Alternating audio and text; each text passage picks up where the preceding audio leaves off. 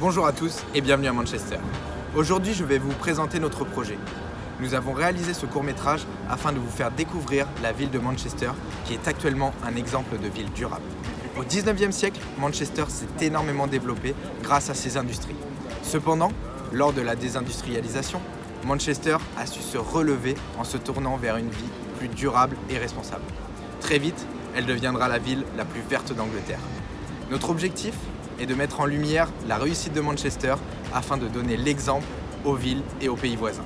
C'est un court-métrage réalisé par Sana Bouhaj, Louis Bouvier et Sullivan Bra.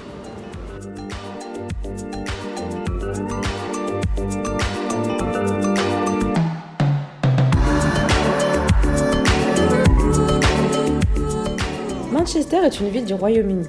Elle compte près de 545 500 habitants, avec une population urbaine de 3,2 millions d'habitants. Elle est considérée comme la deuxième plus grande ville d'Angleterre grâce à son importance culturelle, économique et sportive. Depuis 1842, l'abeille est l'emblème officiel de Manchester. Ces travailleuses infatigables représentent l'héritage ouvrier de la ville. Manchester s'est transformée en ruche en hommage à l'attentat du 22 mai 2017. Depuis, les abeilles fleurissent sur ses murs, ses jardins et la peau de ses habitants. Market Street est l'une des principales rues commerçantes de Manchester. Elle part de Piccadilly Gardens et rejoint la porte Sainte-Marie. Une partie de la rue moderne est une zone piétonne où l'accès aux véhicules est limité.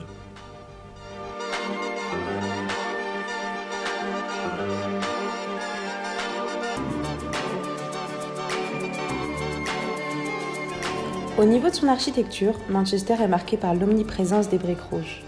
Elle mélange des bâtiments historiques comme la cathédrale gothique et l'hôtel de ville, des édifices de l'époque victorienne et de la période industrielle, tout cela avec des bâtiments contemporains, dont les hauts gratte-ciel.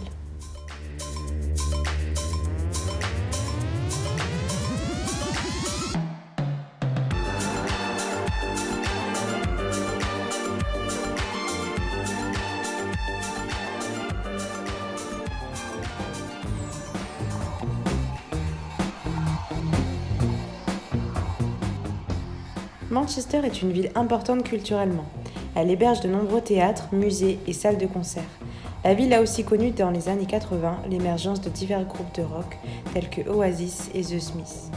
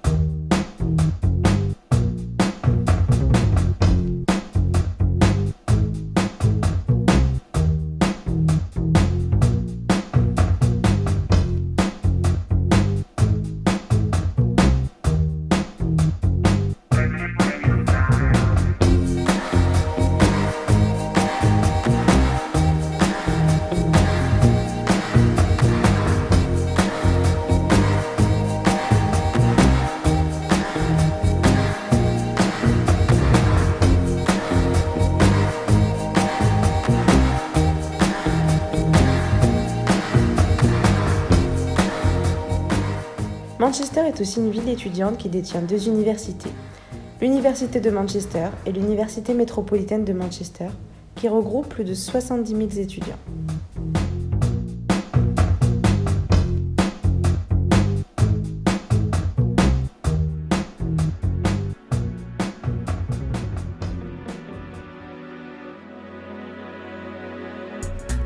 Le Trafford Center est un centre commercial situé dans la banlieue de Manchester. Il fut inauguré le 10 septembre 1998. C'est l'un des plus grands centres commerciaux du Royaume-Uni. Sa surface de vente est d'environ 120 000 m² avec 280 magasins. Le Trafford Center présente un design de style rococo-baroque avec des éléments éclectiques. La salle de restauration Orient est conçue autour d'un bateau à vapeur, rendant ainsi hommage à la révolution industrielle et au canal maritime de Manchester situé à proximité. La vie nocturne de Manchester est aussi très développée. Il existe de nombreux restaurants, bars et clubs qui permettent aux Mancuniens de profiter de la nuit.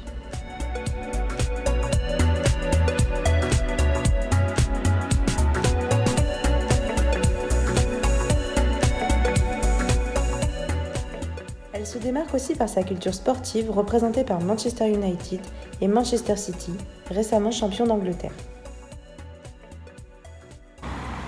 Étudions maintenant l'ère industrielle de Manchester. Manchester était spécialisé dans l'industrie textile et plus précisément dans le coton. Cela fera la fortune de la ville et de ses habitants. Manchester deviendra très vite l'une des villes les plus puissantes d'Angleterre. Je vous laisse découvrir le musée des sciences et de l'industrie, retraçant toute l'histoire industrielle de la ville.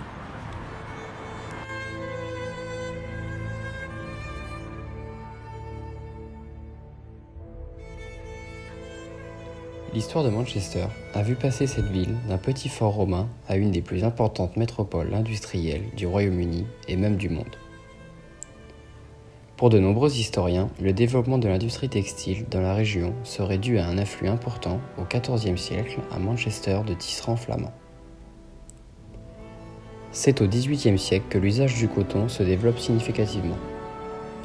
En 1736, l'Irwell et la Mersey sont rendus navigables, ouvrant une route maritime entre Manchester et le port situé en aval, sur la Mersey. Le canal de Bridgewater, première voie d'eau entièrement artificielle de Grande-Bretagne, est ouvert en 1761. Il permet d'apporter le charbon provenant de Worsley dans Manchester même. Par ailleurs, les progrès de l'industrie permettent de réduire de moitié le coût du charbon et donc de diviser les coûts du transport du coton par deux. Le marché de Manchester recueille à l'époque la majorité des textiles et produits dans les villes environnantes.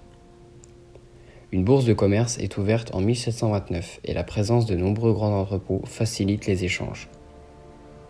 En 1780, Richard Attwhite commence la construction de la première usine de filage de coton. Cela révolutionnera l'industrie textile.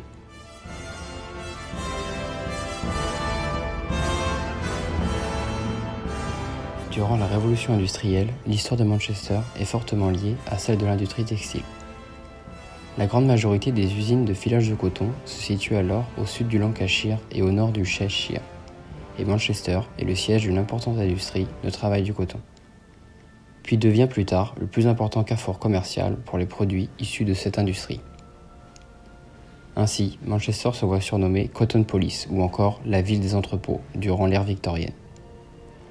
En Australie et en Nouvelle-Zélande et en Afrique du Sud, le terme Manchester est utilisé pour désigner divers produits en toile de lin, comme des draps, des thés d'oreiller ou des serviettes. La ville de Manchester commence à s'étendre à une vitesse étonnante au milieu du XIXe siècle, à la faveur d'une urbanisation incontrôlée causée par la révolution industrielle. Un grand nombre d'industries s'implantent dans la ville, faisant d'elle, en 1835, sans contexte, la ville la plus industrialisée du monde. Les industries de construction mécanique fabriquent à l'origine des machines pour le travail du coton, mais se diversifient pour devenir plus générales. Le commerce est soutenu par les banques et les assurances. De larges infrastructures de transport et de distribution sont mises en place pour approvisionner la population croissante en nourriture et en autres biens de consommation. Le système de canaux est étendu et Manchester devient le terminus du premier chemin de fer reliant deux villes, le Liverpool and Manchester Railway. La concurrence entre les différents moyens de transport permet de maintenir le prix assez bas. Cette ligne avait été bâtie pour transporter les matériaux bruts et les produits finis plus rapidement entre le port de Liverpool et les usines de Manchester. C'est là le point de départ du développement des chemins de fer pour passagers et par la même occasion du tourisme de moyenne distance.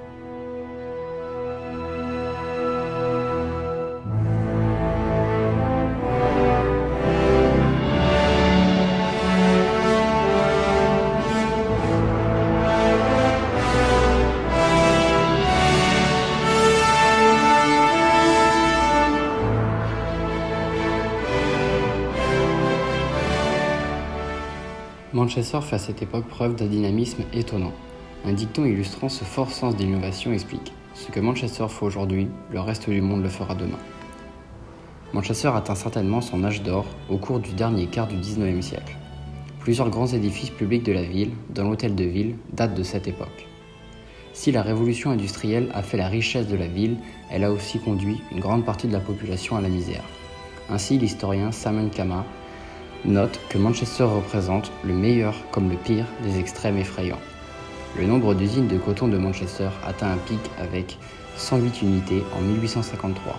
Par la suite, ce nombre commence à décroître et Manchester perd son statut de plus grand centre de filage de coton au profit de Bolton en 1850, puis de Oldham dans les années 1860. Toutefois, cette période de recul de l'activité textile correspond au développement de la ville comme centre financier de la région. Manchester poursuit la transformation du coton et en 1913, 65% du coton du monde est transformé dans la région. La Première Guerre mondiale interrompt un temps l'accès au marché extérieur. Et le travail du coton se développe un peu partout dans le monde, souvent avec des machines fabriquées à Manchester. Par la suite, la ville est très touchée par la Grande Dépression, et les vieilles industries de la ville commencent à reculer, y compris des industries textiles. Ce déclin continu au XXe siècle de l'industrie textile dans la région engendrera d'importants troubles sociaux.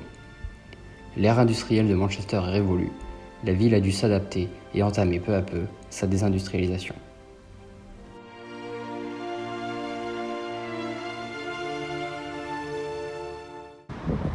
Après des années de pollution intensive causée par les industries, Manchester a su profiter de la désindustrialisation pour se tourner vers une vie responsable.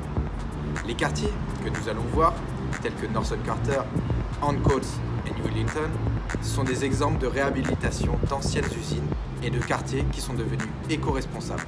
Le street art s'est mis au service de cette réhabilitation.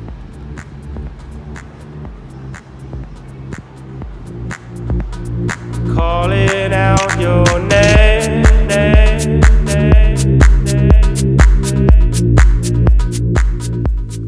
La régénération des quartiers nord est un exemple d'intégration des enjeux environnementaux par les projets de réhabilitation urbaine. Le quartier d'Ancoats était anciennement un quartier d'usines textiles et de logements sociaux. Aujourd'hui, la ville a réussi à créer une nouvelle image pour le quartier en multipliant des immeubles écologiques, en créant des canaux et en changeant le nom du quartier. L'objectif étant de créer une nouvelle idylle urbaine pour initier le retour des classes moyennes en ville. Ce projet a permis à Manchester de faire figure d'exemple national et de renforcer son image de collectivité innovante. Les compagnies à l'origine de ce projet ont instauré une dynamique qui a poussé les leaders mancuniens à adopter un raisonnement similaire concernant le tournant social et environnemental de la régénération urbaine de Manchester. Ainsi, à partir de 2002, naît le Sustainable Communities Plan.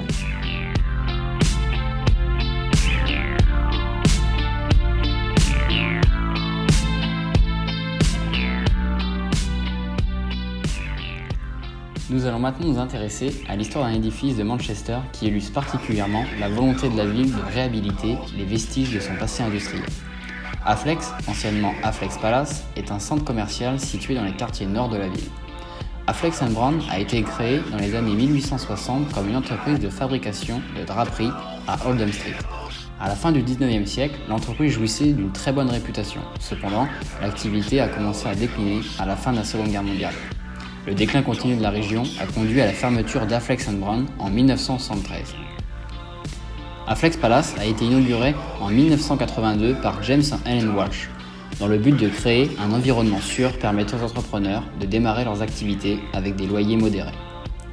Véritable symbole de la culture underground, le centre commercial regroupe des dizaines de boutiques indépendantes, comme des boutiques spécialisées dans les vêtements d'occasion, l'alimentation végétarienne et végane et tout type d'objets récupérés pouvant vivre une seconde vie. Ces boutiques incarnent l'esprit de Manchester. En 2008, les nouveaux propriétaires ont voulu sauver cet édifice atypique afin de continuer de véhiculer l'image d'un mode de consommation alternatif. Allez, suivez-moi, je vous laisse découvrir par vous-même.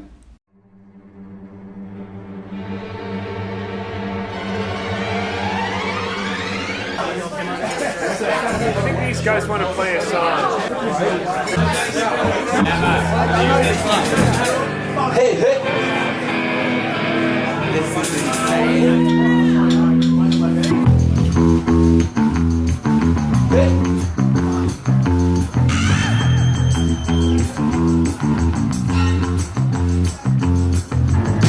Bad habits. Sick puppy. Fly high.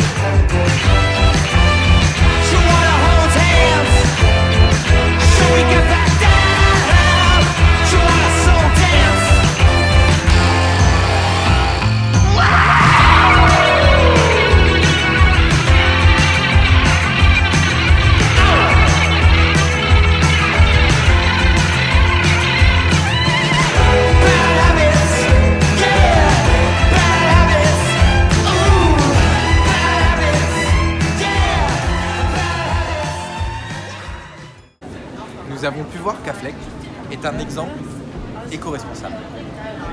Mais il est loin d'être le seul à Manchester.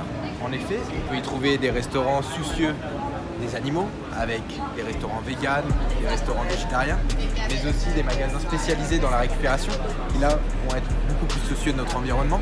On peut y trouver toutes sortes de choses. Je vous laisse le constater par vous-même.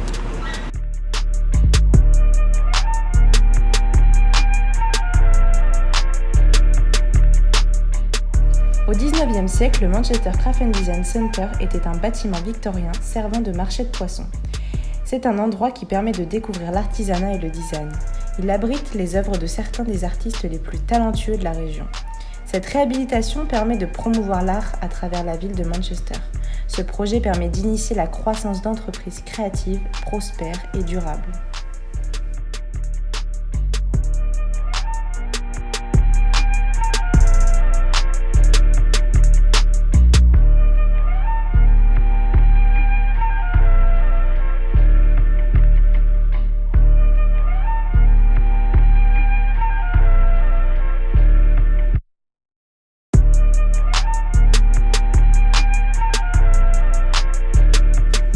On retrouve dans Manchester de nombreux charity shops qui permettent à de nombreux objets et vêtements d'avoir une seconde vie. C'est un bon moyen pour aider les personnes dans le besoin, mais aussi pour recycler nos vieux objets. Pour ce qui est de l'alimentation à Manchester, nous y trouvons un nombre incalculable de restaurants végétariens ou encore végétaliens. Soucieux de notre planète, les restaurateurs de Manchester proposent de nombreux plats végétariens et véganes, mais nous trouvons également une large gamme de produits dans les supermarchés. Alors que vous soyez un fier végétalien ou un simple curieux, laissez-vous surprendre vers la nourriture végétalienne de Manchester.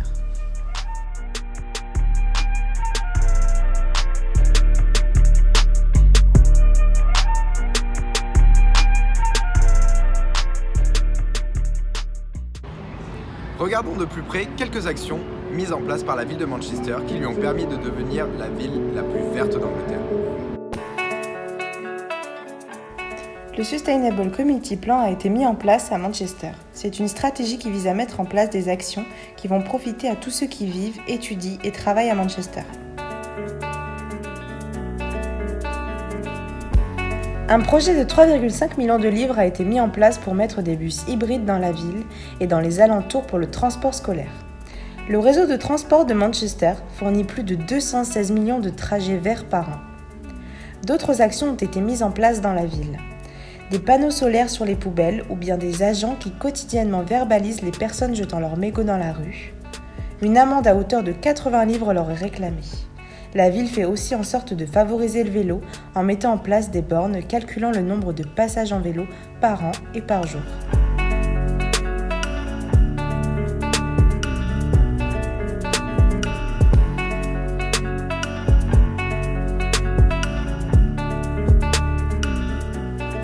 Le Green Building est un complexe polyvalent, respectueux de l'environnement. Il a été conçu par Farrells. Ce bâtiment est une ancienne usine de pneus Dunlop qui a été réhabilitée en logement, crèche et complexe médical. Il possède de nombreuses caractéristiques telles qu'une isolation renouvelable, un système de chauffage solaire, une éolienne pour combler les besoins électriques du bâtiment et beaucoup d'autres choses encore.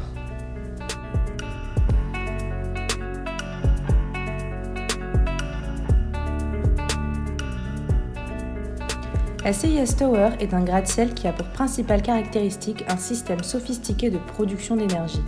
Sur sa façade sont installés 7000 panneaux solaires et sur le toit 24 éoliennes, permettant de fournir environ 10% des besoins énergétiques de la tour. Nous trouvons au bord des quais de Salford, un endroit reposant, mais aussi soucieux de notre écosystème. Nous allons découvrir l'ensemble de ce quartier, mais aussi les parcs qui font la fierté de la ville de Manchester.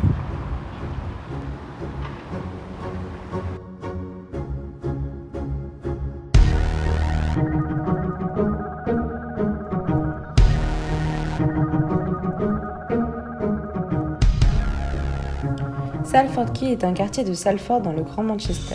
Ce site accueillait autrefois les docks de Manchester, mais il a été complètement régénéré après leur fermeture en 1982. Le Manchester Ship Canal Company a été créé en 1882 dans le but de construire un canal pouvant accueillir des navires hauturiers allant de l'estuaire de la rivière Mersey à Manchester. Le canal permettait aux marchandises d'entrer et de sortir efficacement de Manchester et on s'attendait à ce que cela stimule de manière significative l'industrie et le commerce dans la ville. Ces quais constituaient un élément clé du port de Manchester de 1894 à sa fermeture en 1982. Ils étaient une destination pour les navires côtiers et océaniques. Leurs cargaisons provenaient du monde entier. L'introduction du transport des conteneurs a entraîné le déclin des quais de Salford dans les années 1970. Les nouveaux navires porte-conteneurs ne pouvant plus naviguer dans le canal de navigation, ce qui, conjugué à l'intensification des échanges commerciaux avec l'Europe et l'Est, a entraîné une diminution spectaculaire des échanges. En 1982, les docks restants ont été fermés et leur secteur est devenu abandonné. Le conseil municipal de Salford a reconnu l'importance des docklands abandonnés et les a achetés en 1984. Un an plus tard, ils ont adopté un plan de développement durable qui a conduit au quai de Salford que nous voyons aujourd'hui.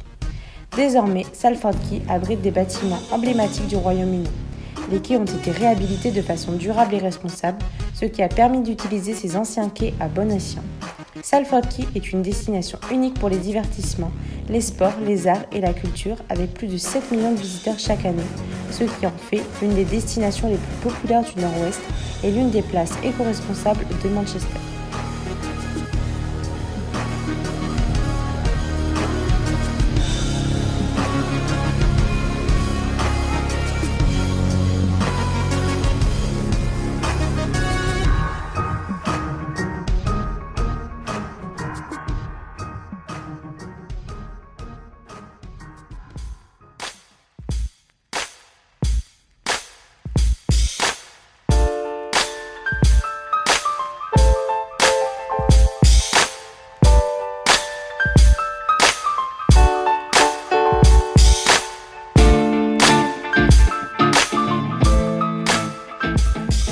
Manchester compte de nombreux parcs. Ils sont en réalité le poumon de la ville. En développant ces parcs, Manchester veut protéger son environnement et sa biodiversité. Dans une région de plus en plus soumise aux inondations, les arbres et leurs racines permettent l'infiltration des eaux dans le sol et évitent le phénomène de saturation d'eau et de ruissellement. En puisant une partie de l'oxygène dont ils ont besoin pour croître dans les sols, les conifères contribuent en effet à ameublir la terre, ce qui permet aux eaux de pluie d'y pénétrer plus facilement et d'enrichir les nappes phréatiques, au lieu de se répandre à la surface et de venir grossir le lit des rivières et des lacs. Un nombre important de logements serait ainsi épargné des inondations. Ces parcs offriront aussi un habitat à la biodiversité locale et un environnement naturel et paisible aux millions d'habitants de Manchester. Ainsi, cela va encourager le retour de certaines espèces animales, mais aussi de limiter la quantité de CO2 rejetée dans l'atmosphère et d'améliorer la qualité de l'air qui autrefois fut fortement pollué par ces industries. On remarque très rapidement que Manchester met un point d'honneur à la propreté de ses parcs et à leur entretien.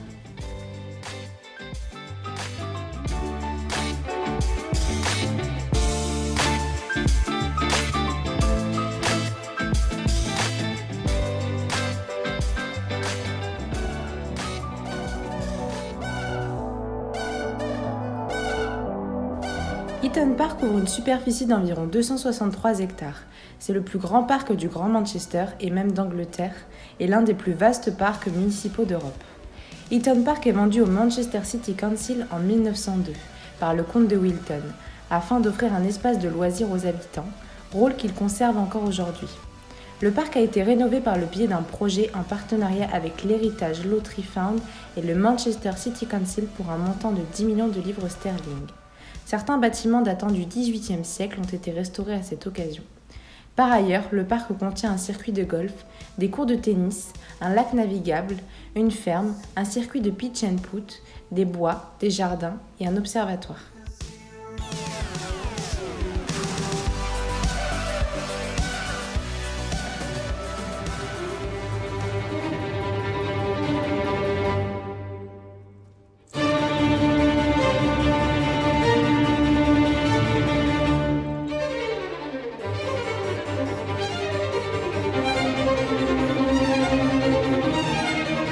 Au cœur de Eaton Park, le Eaton Hall est une maison de campagne d'architecture néoclassique du XVIIIe siècle. Elle appartenait à Sir Thomas Grey Egerton, premier comte de Wilton, membre de la Chambre des Lords. En grande partie détruite, elle est rebâtie par James Wyatt en 1772. Architecte de génie de la fin du XVIIIe siècle, il s'inspira de l'architecture classique qu'il avait observée lors de ses voyages en Europe. Nous voici à Spinningfields, le véritable cœur financier de la ville. Nous sommes entourés de nombreux bureaux, mais tous construits dans des édifices autosuffisants. Je vous laisse découvrir ce quartier qui, je l'espère, inspirera de nombreuses villes.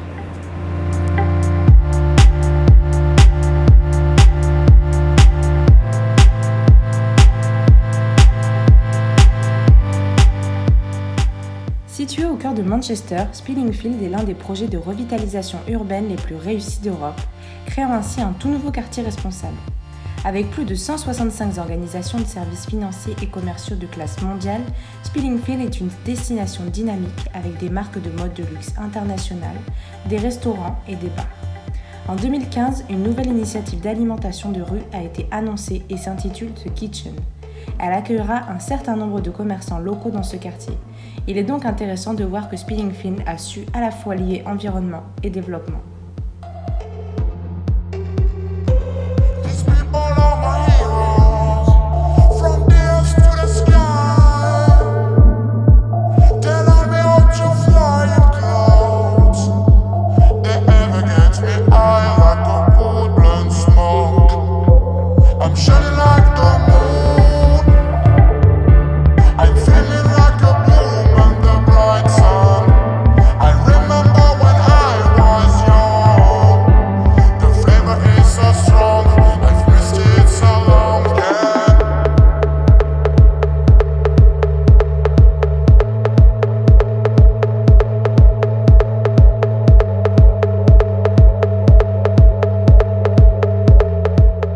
Le reportage touche à sa fin.